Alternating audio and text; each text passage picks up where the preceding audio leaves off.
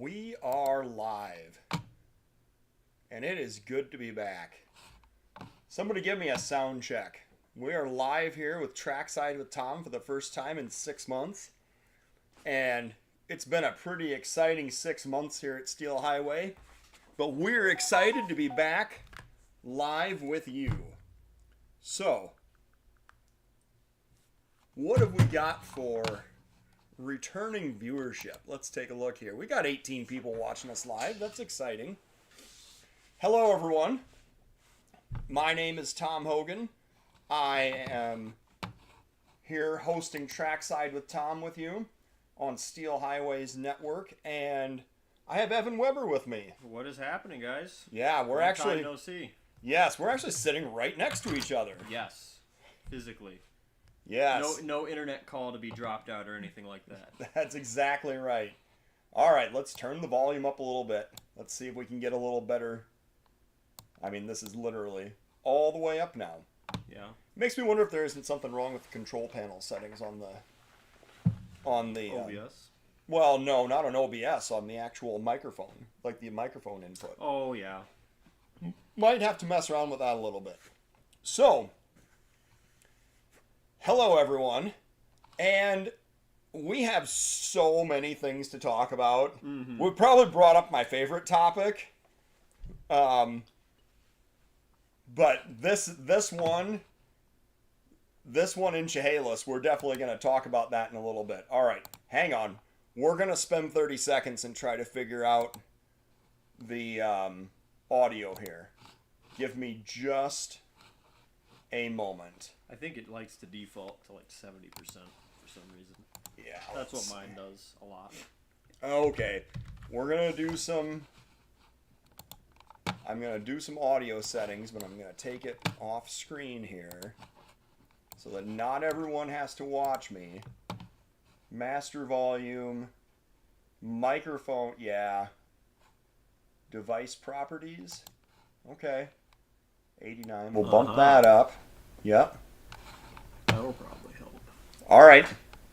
So we got that bumped all the way up now. You guys will have to let me know if you feel like that the audio levels are a little better or if they're overpowering or what the story is.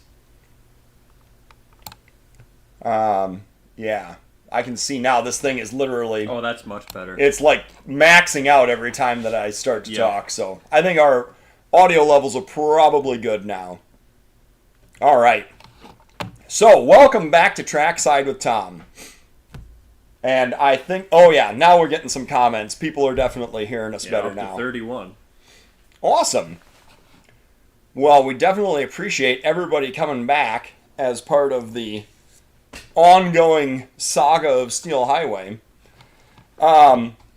So let's talk about the very first thing we need to talk about is the Steel Highway magazine.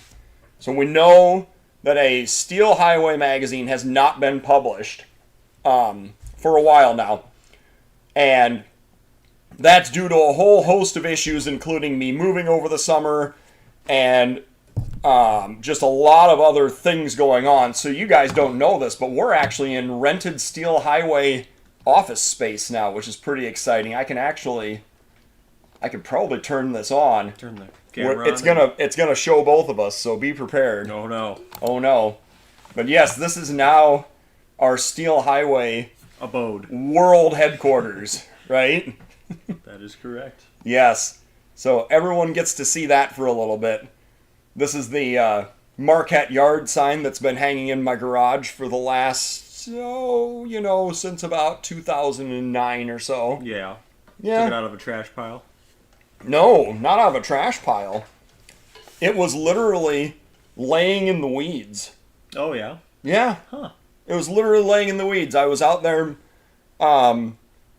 switching cars in the Marquette Yard, and we were riding from one end of the yard to the other, and I was like, there's something down there. Mm-hmm. Sure enough, there's a station sign down there in the weeds. Yeah. Totally overgrown.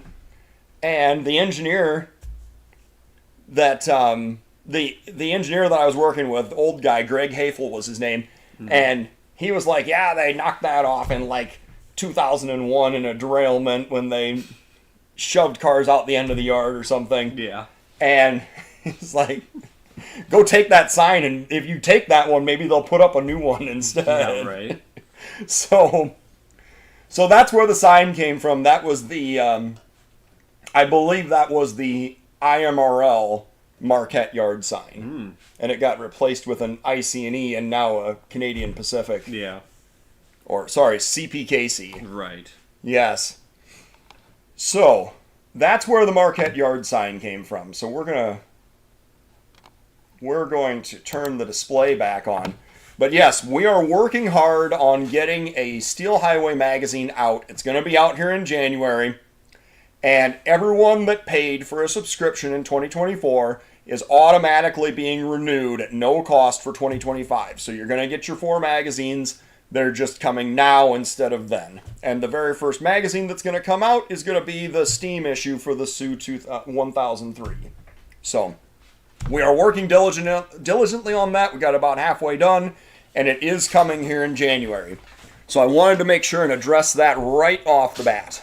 Now, let's move on to how many cameras have we put up in the last 6 months? 6 months. Because quite a few. Yes. Slinger. Yeah. The Wapaka Airport. Right. Belvedere, Nebraska. Why am I being a space cadet? Oh, Ritzville, Washington. Yep. And Chehalis, Washington. Olympia. And Olympia, Washington. Yep. So we have an entire presence in the Pacific Northwest now that never existed before. Right. So also very, very exciting. And I think we've still forgotten some of them. Yeah, I mean, I'm sure there's probably 5. Oh, Necedah, Wisconsin. Yeah. Wisconsin Dells. Mm-hmm. That, that was a whole trip that I took back in July. Yes, Necedah, thank you. That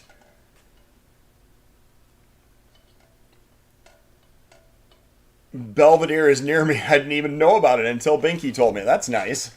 That was a whole trip that I took in July that I was supposed to be taking in June, but because of some health issues within my family, my dad actually got hurt pretty bad and was in the hospital for a while, so I wasn't able. So I had to push the whole trip back until July. So that was an all installed in July, because in that trip, yeah, I made like a big loop in that trip, and through Minnesota and Wisconsin. Charlotte's one of them. Charlotte? Is that new? No, but Imlay City. Imlay City, not Charlotte. definitely. Imlay City, yes. So Imlay City, that's another one. Yep, Charlotte. Somebody just said Charlotte, Michigan. Yep. Imlay City as well. And we have a couple more leads on webcam locations in Michigan. Definitely excited to follow up on those at some point, too. Oh, Mendota! How could we forget Mendota? Right. Like, yes. how could we possibly forget Mendota? Yep. And you know what's been amazing is that the cameras that have gone up in the last 6 months, Slinger, Chehalis, Ritzville, and Mendota, have been 4 of the most popular cameras on the entire channel since they've gone up. So that's been pretty amazing as well. Now, let's talk about Chehalis, because this is a little bit of a coup that we pulled off. Mm-hmm. This was literally a VR webcam site that we now operate as a Steel Highway webcam site. And we added in the scanner radio feed. We've added in, this is another thing, right? Like the putting out all these EOT radios so we can monitor and have notification when trains are showing up nearby. That's something else that's been really implemented and more widespread in the last 6 months as well.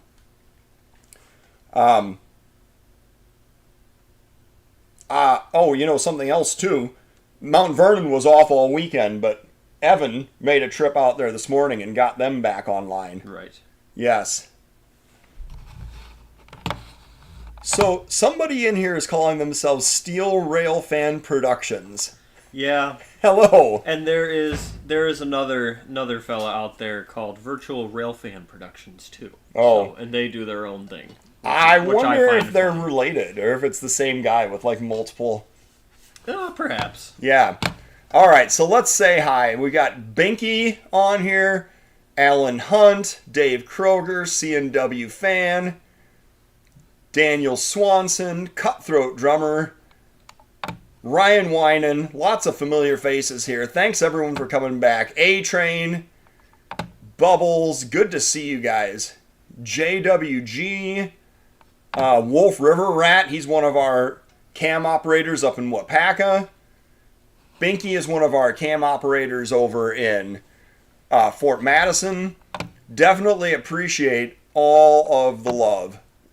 Jeff Fife, new train cam locations coming soon. I don't know about soon, but there's definitely new ones coming. So, yeah, appreciate all the support. Steel Railfan Productions. Clay Train. Mom's 54th birthday. Happy birthday to her. Bob Korchuk. Thank you. Steve Kimball, Great Falls, Montana. Good to hear from you. Jesse Trains. Hello, hello. All right, so we have a train going by Chehalis here. Oh, Vaclav, good to see you. But yes, it looks like a unit grain train going by Chehalis that we've got here. With an H2 second out. Yeah. Yeah. Still see those running around pretty frequently. You do. Got a good mix of hoppers too. Got some newer There's a BNSF BN switches hopper. And a few Yeah. BNs, yeah. You can see they didn't do the most fantastic job. Got a little bit of spillage for the Yes. for the crows to get at. That's right. There's another green BN hopper. Yep. But lots of these sides. Let's see here. Train is empty grain XVAWTHP. Interesting. Thank you, Vaclav, for the information. Appreciate it as always. I was hoping to see like an ATSF wagon wheel logo on here somewhere. But I haven't seen it so far. Got a fair number of leaser hoppers. Mm-hmm. You do always see, like, even on these, what was that one that just went by? I don't know. That looked like a BNSF wagon wheel, but no. I don't know. Hit the pause button. I can't tell for sure. And that's I think those are SP&S. I think that's the SP&S logo. Oh, yeah. They've got a handful of heritage hoppers running around because they're too lazy to do heritage units. Right. Without just stickers on the side of them, you know? Yes. The Jervis cam. So they're making some upgrades. That cam was having issues because it was not hardwired. It was running off of a wireless connection. So Jervis is hopefully going to come back online once they get a hardwired connection to it. But that Jervis was another one that came on. That was it was previously streamed privately that got added to the network. So currently no ATSF war bonnet is out of Midwest or storage. Yeah, there's just not very many of them left running around. And the ones that do are stuck in hump service and they're just completely crusted out. Yeah. That's right. All right, somebody said, who had an idea here? What's the idea that... Oh, Cutthroat Drummer, what's your idea for the office space? I'd love to hear it. So throw that in the comments here. So this is our first roll by at Chehalis. When you're checking out Chehalis, there is quite a bit of Amtrak service there as well. You get Amtrak Cascades as well as Coast Starlight.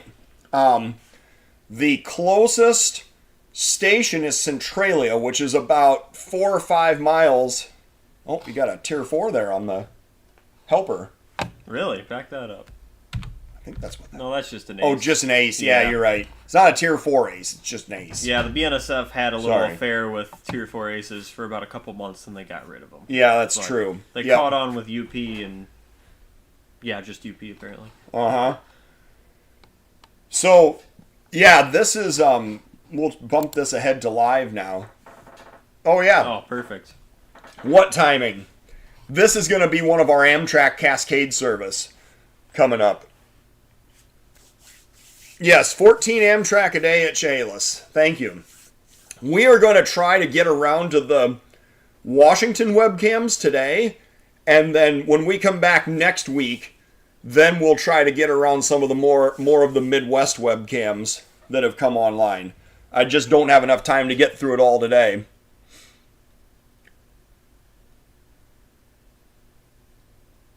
Yes. that's Washington DOT. And you got a Charger there on the head end and a cabbage car on the rear. So this would be a northbound train that just went by, heading towards Seattle. As you see them disappearing around the curve. And then there's a southbound UP trackage rights train, this container train that's coming south. I forget the exact limits of it, but the UP does run trackage rights trains through this part of Washington as well. And maybe somebody with a little more knowledge can share the exact locations as to where those are, or what those limits are.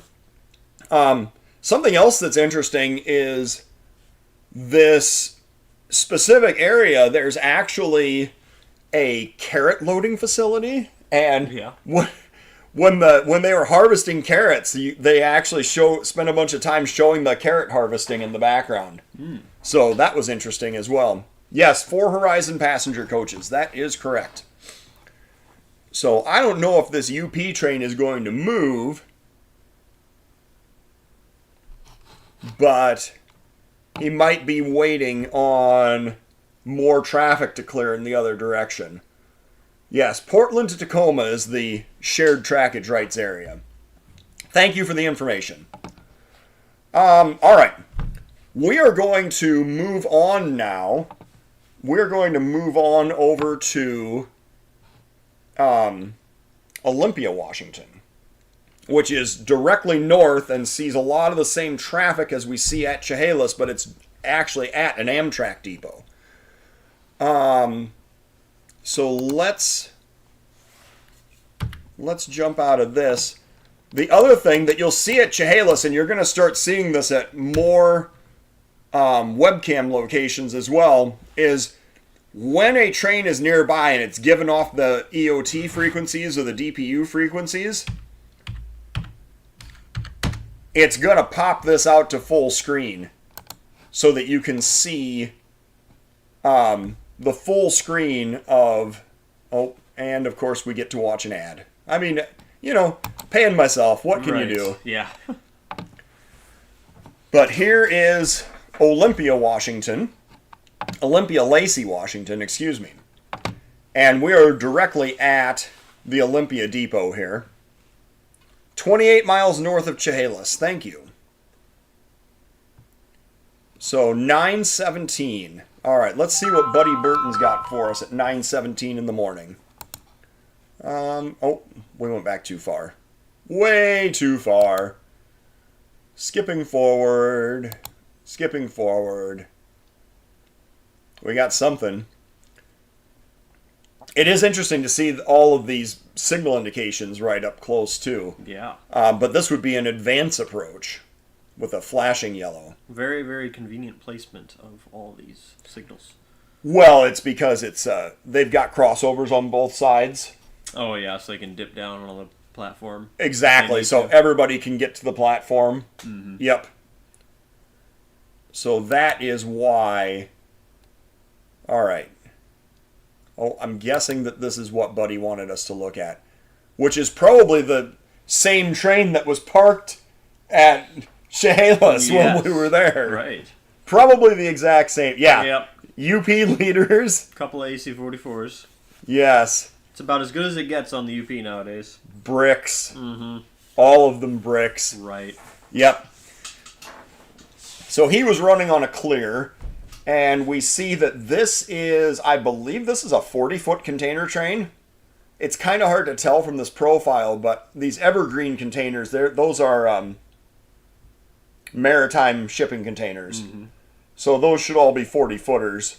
And then you can also see, pardon me, you can also see how some of them are stacked with the 220s along with it. Now, what's interesting to me... Oh, and then we got a meet. Hey, look at this. Mm-hmm. We got a meet with Amtrak. How exciting. Yeah, all right. Thank you, Buddy Burton. That's exactly what I was guessing, because I remember seeing all those evergreen containers on the head end. So there's some Hapag-Lloyd, ONE, or Ocean Network containers going by. So this is going to be the 9, let's think here. This is going to be one of the Amtrak Cascades, for sure.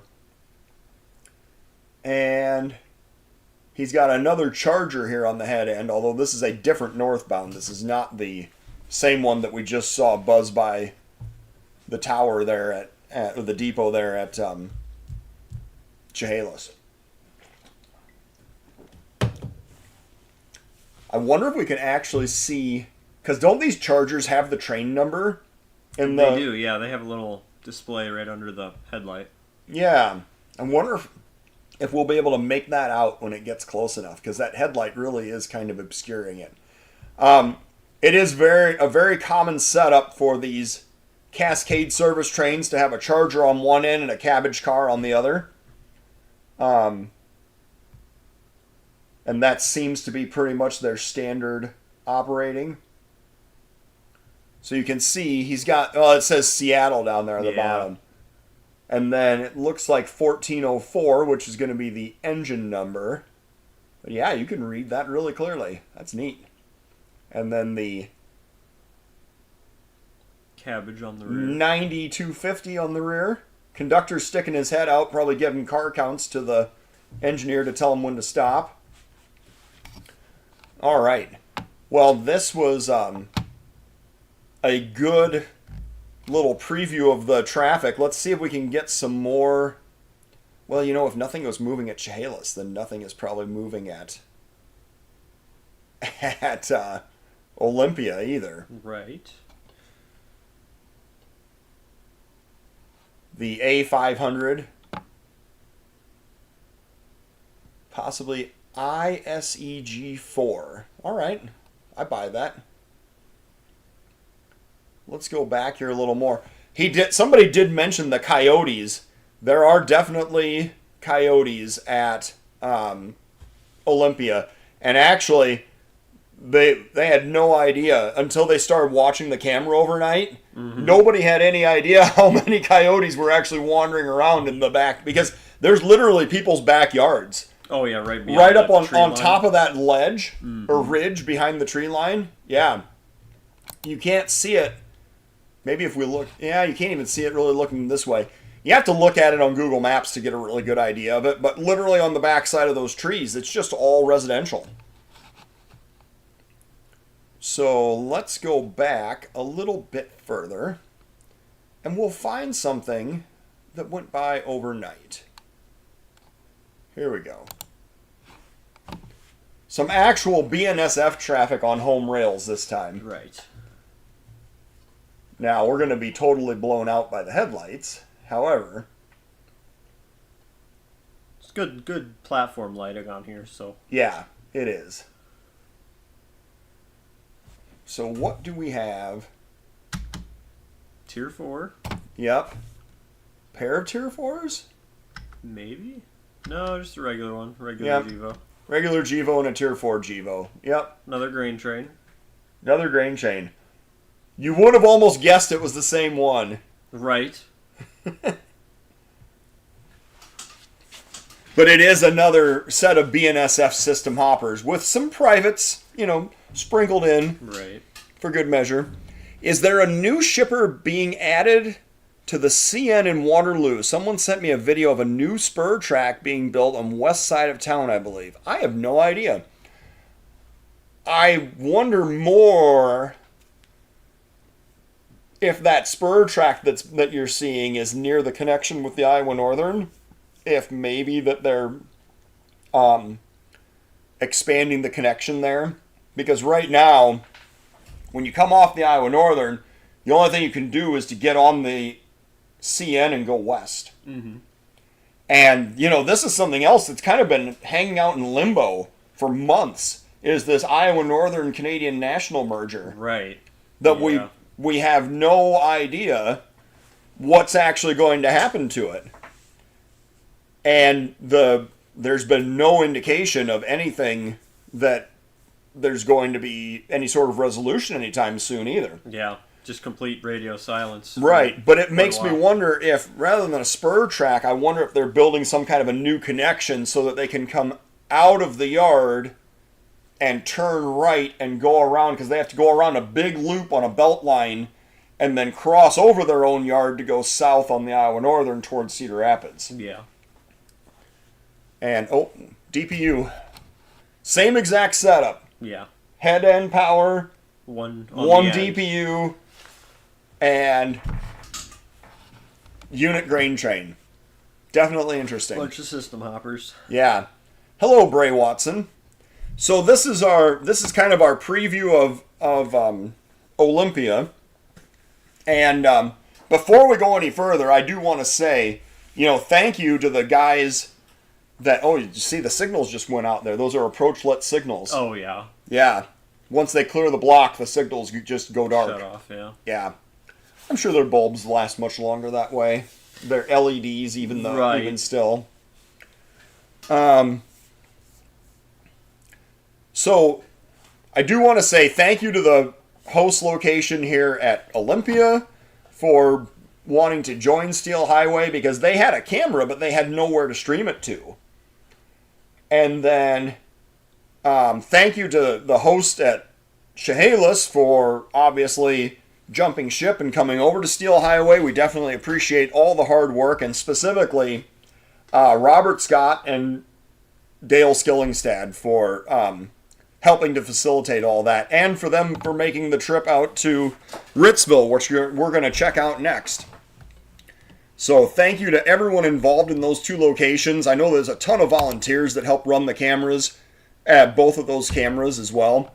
So thank you to everyone who participates in that. Next, we're going to go over to Ritzville. Now, Ritzville, yes, dental implants. How exciting. All right, there we go.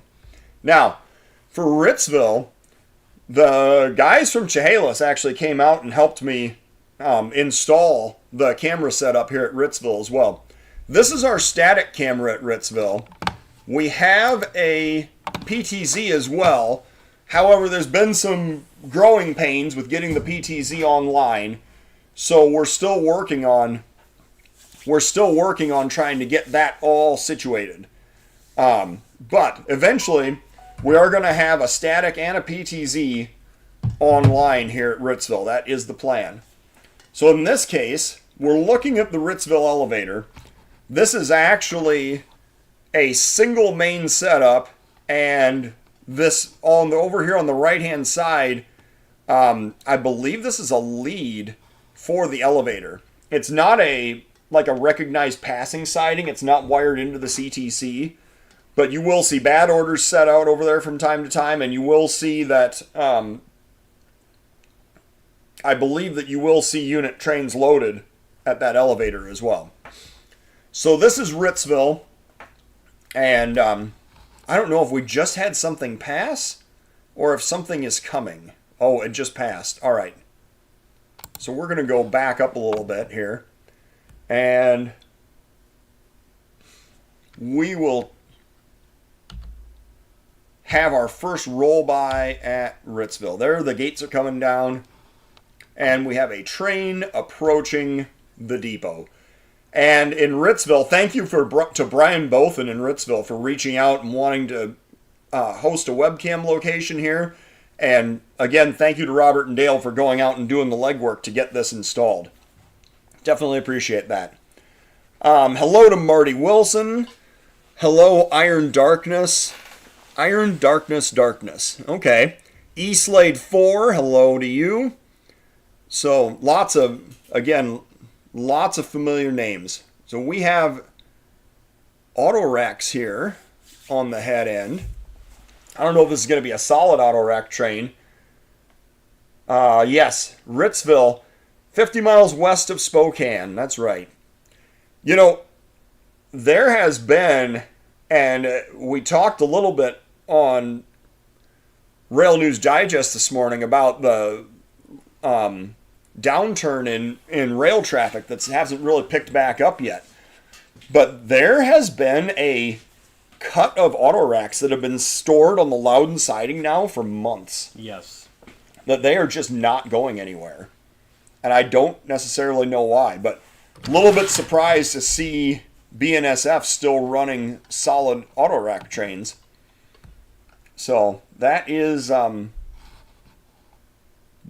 definitely exciting. BULT-PTS, all right. But yes, a solid vehicle train. And if we go back here, now we're not going to go back and look for Amtrak here. Amtrak runs overnight. I think it's like a 3 to 4 to 5 a.m. operation, and you only get half of the Empire Builder here. You see the half of the Empire Builder that's headed for, let's think, the half of it goes to Tacoma because they split at Spokane, and the other half goes, and I don't remember where the terminal is. Tacoma maybe, but somebody will throw it in here. Yeah. Yes. Blue Island to Portland, Oregon vehicle train. All right. Solid vehicle train on a Tumwa sub this morning. Very unusual. I agree. Very, very unusual. Thanks for pointing that out, A-Train. Hello, Marty Wilson. Iowa Interstate grain train at Iowa Northern Bryant yesterday. Interesting. Half to Portland and the other half to Seattle. Yes, not Tacoma. Portland. Thank you. All right. So we're not going to look for Amtrak. Amtrak is an overnight operation here, unless if it's way, way off schedule. And, yes, the west end of the main line that runs to Chicago. That's right. So we are going to go back further and find ourselves another roll-by to look at. Let's see here. Where are we at? Come on. This is actually an area where there is still ATCS coverage in Washington. Interestingly enough, this is on the Lakeside sub. And if you look at the Lakeside sub, this location is between Tokyo and Essig, although they spell Tokyo with a I instead of a Y. Yes. I am not seeing... So sometimes you get the crossing bells go off because the Tokyo siding is a little too close. And I think that sometimes the crossing bell just goes off because it's picking up a train intermittently from that siding. So how far back do we have to go to find another train? Because we're going and going and going. Kind of foggy out here this morning, apparently. But yes, whenever you see the crossing gate and the hear the bell, that's because there is EOT or DPU traffic nearby, and you should see a train relatively soon. I'm just not seeing anything there. All right. Yeah, must have been a slow morning then. Yeah. We're just going to go back a little bit further. Oh, here we go. I think we found something. Nope.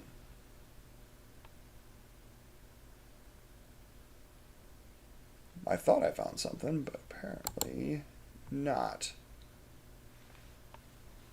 Even with the modern technology that I've baked into this, we still are having a hard time picking out... Yeah, there, it just popped in. So we see where that happened, but I don't actually see a train, so... Very, very slow morning, apparently. I was really hoping. They do have very nice lighting here. Yes, definitely. Even though this is not an Amtrak stop, it is a former NP depot. And we're definitely very glad that they still have beautiful, bright lighting. Just as if the Empire Builder were still stopping here. But yes, definitely struggling to find a train to roll by. Oh, there we go. Now we got something. Wow, would you look at that? Another grain train. I mean, 'tis the season, right? Right. I think that I went a little bit too far. All right. 4:30 in the morning. Now you can see, all right, so these times are at Spokane, which is 50 miles away, but you can actually see the times for the different sections of the Empire Builder there. So we must have this coming up here pretty soon. Let's just oh yeah, you can see the light changing on the sides of the buildings now. Oh yeah. There. Gates are coming down. And we have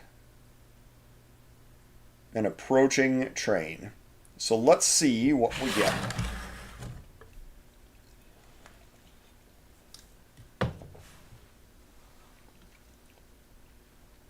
Let's see what we get for an oncoming...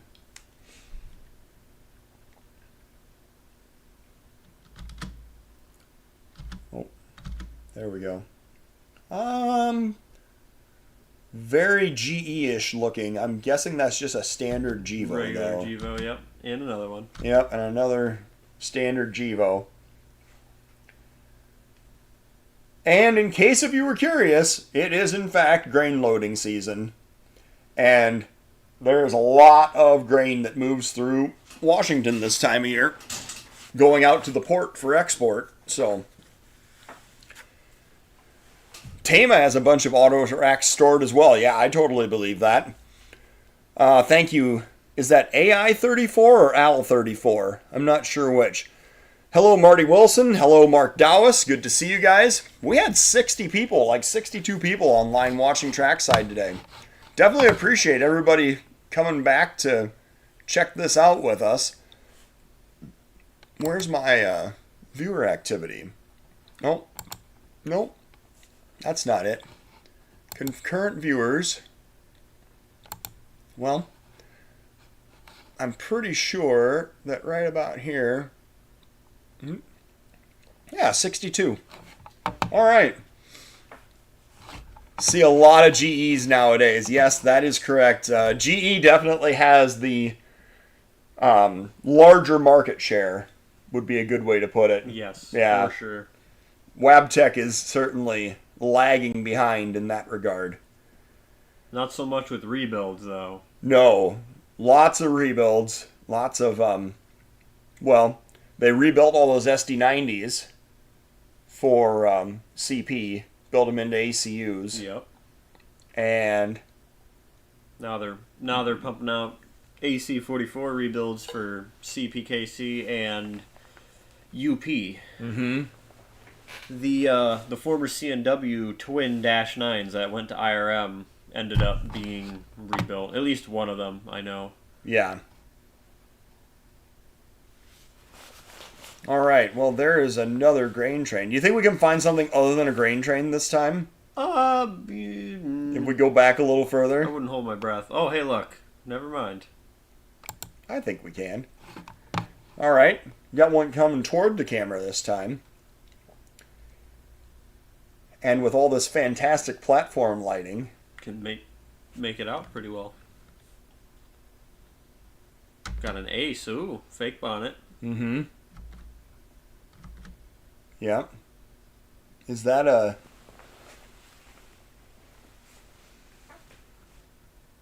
It's a GE. Yeah, I mean, that's the only... Those are the only Superfleet painted things Yeah. around anymore. Yeah. Just a Dash 9. Mm-hmm.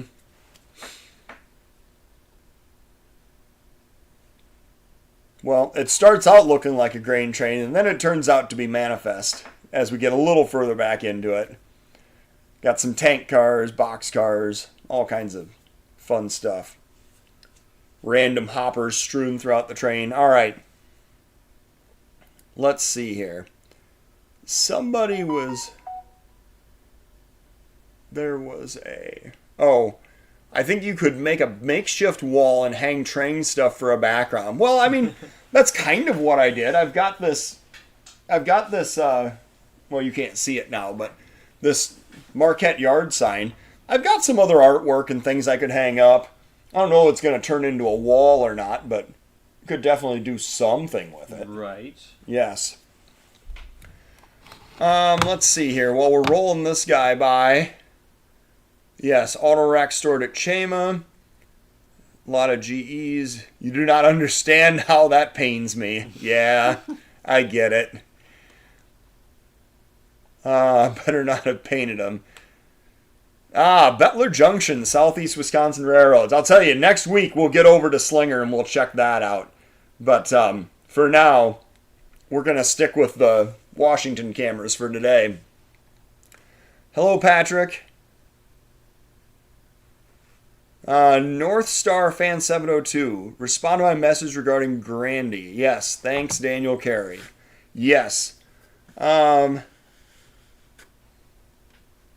Old rig sides never die. Is that what that says? Rig sides? Mm-hmm. Yeah. All right. Oh, we missed his DPU. Hang on a second. Yeah, just another H2. Another H2 GE. Yeah, AC 44 or Dash 9. Yep. Not sure how many of those are running around. I mean, the fake bonnets or the super fleets, whatever you desire to call them, those are all still Dash 9s. I still find that pretty remarkable that BNSF is still hanging on to them. Right. After everyone else has pretty much gotten rid of them. Mm-hmm. But they're not exactly great candidates for a rebuild program either. Yeah.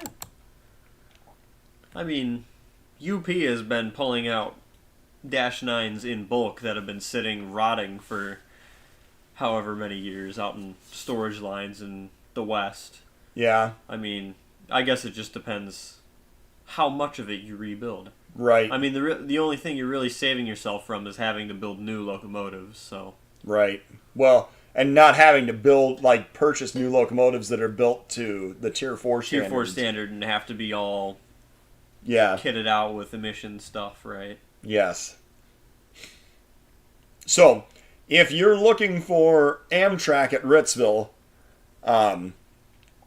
you can add about an hour or so, 45 to 50 minutes, I guess, to that time to know when they're going to be at Ritzville versus at Spokane. I think this is going to be, however, our last roll by of the day. And yeah, all right. Yeah, couple Gs. Mm-hmm. This looks like a grain train, but with some different hoppers. Must be some sort of interchange train or something. I think these are all TILA. Yeah, these are all private hoppers. I'm guessing the difference is between if it's owned or leased, BNSF did not offload a lot of Dash 9s that were on long-term lease. That could be. I doubt there are any leases left over that were inherited from the Santa Fe. Yeah. That's been... I mean, it literally been 30 years ago now. That merger was 1995. Right. And this is 2025. Yep. So yes, 1995 was 30 years ago. Congratulations. Yeah, that's insane. That's tough to think about. It is. It is. But yes, this is I mean, this could be an interchange train, but it could also be literally like a private hopper set that's just like, coal trains. Right, that all have private that reporting marks on them. Between one location or two locations, yep. Right. Yep, that is correct. Sure are a lot of them. Yes. So if you guys are ever interested in, if there's anyone in the Pacific Northwest, you should definitely go and check out. Ooh, got an H1. Ooh, H1 DPU. Yes. Love it. So if you guys are ever out in the Pacific Northwest, 3 fantastic locations to go check out in Railfan: Ritzville, Olympia, and Chehalis. And I think we're going to call it a day. Excuse me. Let's see here. 25th anniversary units. Paint turned 5 years old this year. Yes, that's right. Another way to do the same math. That's right. So thank you everyone for tuning in. We'll be back next week on Monday. The new day and time for Trackside with Tom is going to be Monday at noon Central. So please tune in with us next week, and we will check out a tour of our new Midwest Railcams, which actually might take more than 1 week, quite honestly. Yeah, for sure. Yes. So thank you, everyone, and we will catch you next week. Have a good one.